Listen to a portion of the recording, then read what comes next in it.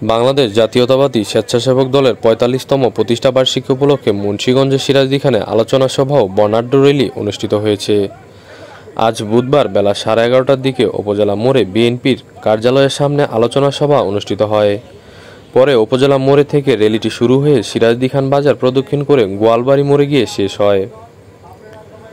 অনুষ্ঠানে প্রধান অতিথি হিসেবে উপস্থিত ছিলেন মুন্সিগঞ্জ ১ আসনের বিএনপির মনোনয়ন প্রত্যাশী ও উপজেলা বিএনপির সভাপতি শেখ মোহাম্মদ আবদুল্লাহ। প্রধান বক্তা ছিলেন কেন্দ্রীয় স্বেচ্ছাসেবক দলের সহসভাপতি ডাক্তার জাহিদুল কবির জাহিদ।